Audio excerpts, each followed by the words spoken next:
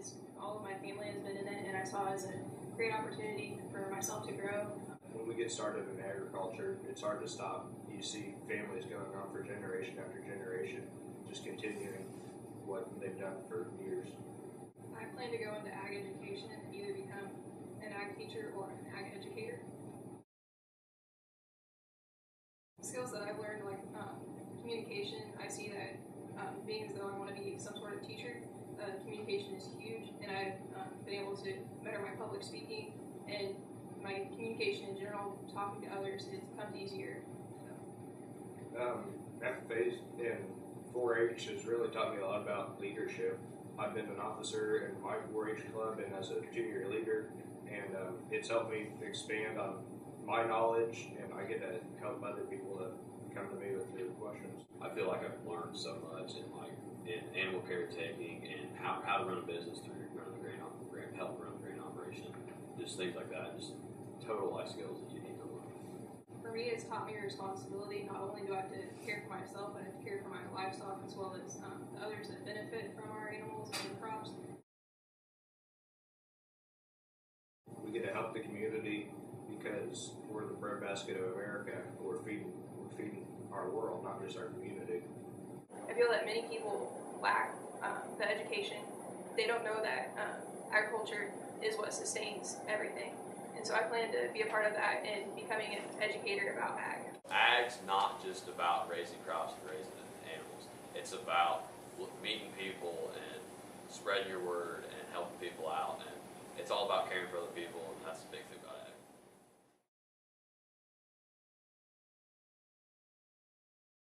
I actually grew up in China, and I received my bachelor degree from a Chinese university. I realized that food is the fundamental resource that people in poverty or in richness all have to rely on it. Chinese consumers consider U.S. products are of high quality.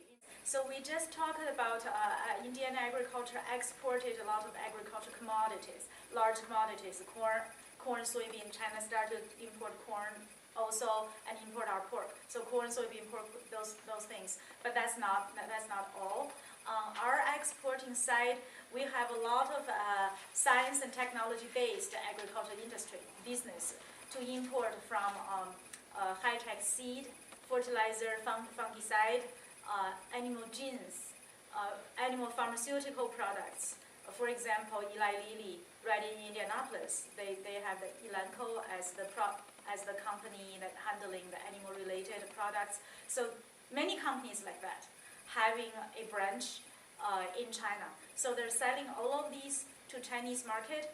So these on one side will help Chinese agriculture sector to gain efficiency, improve, help the modernization, but also, of course, bring back revenue to support our entire agribusiness industry, not just the producer. Hi, my name is John Whitmer. I'm an Indiana tomato farmer. We raise tomatoes for a processing company called Red Gold.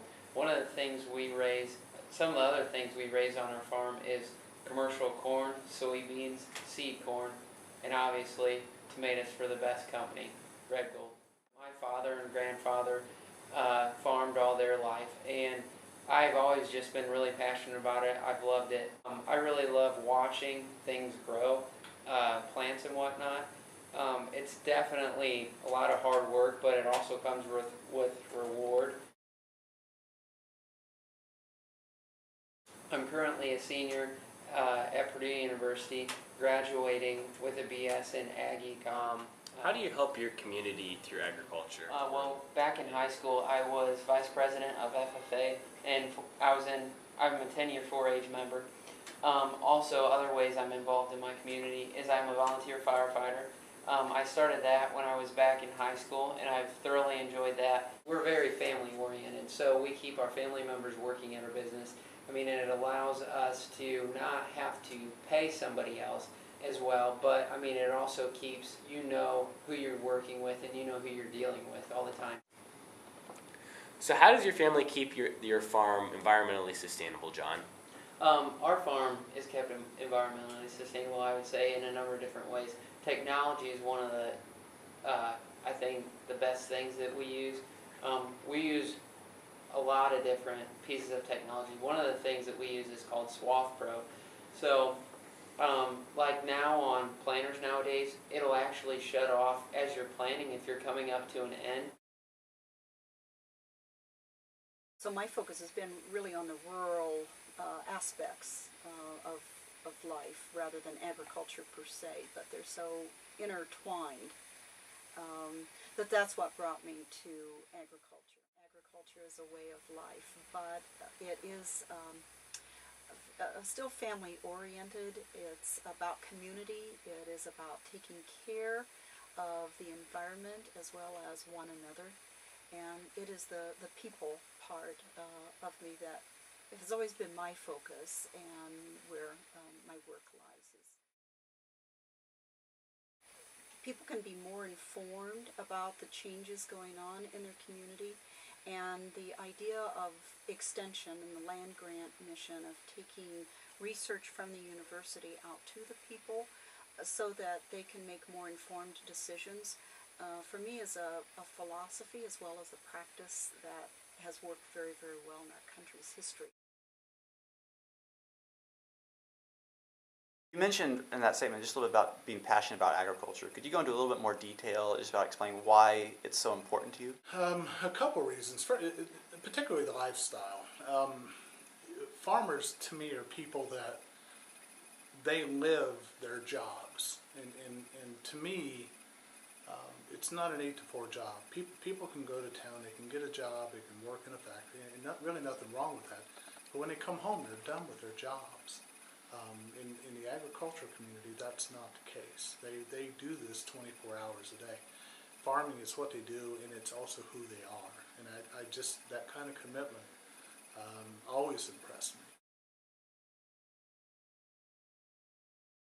But the government recognized the need for agriculture to have a very sound, backed capital lender for operating needs, for real estate purchases, things like that.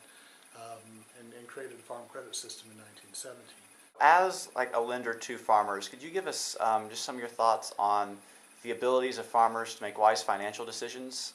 We tend to want to be able to lend a hand to farmers to help them understand finances in terms of what may help them make better financial decisions going forward. So you mentioned that your career with Farm Credit started in 81, 1981. Early 80s. Could you just explain some of the ways that you've seen the industry change from that time till now? Probably the biggest changes is simply the technology.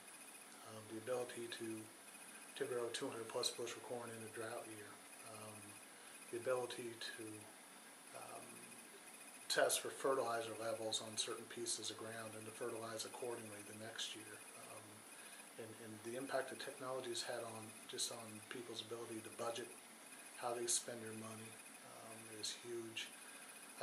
Technology, even of the equipment, and looking at a $500,000 combine and the things that it can do, from reading, having monitors that tell you where your best yields are at and maybe things you need to pay attention to next year when you plant a crop in that particular field. But the biggest thing is probably, and this is a constant, being able to have a steady, dependable, safe food source for everybody, cheap food. If you look at the United States, we're probably the cheapest cost per capita in terms of food, good food, for people to eat. So that's been a benefit for a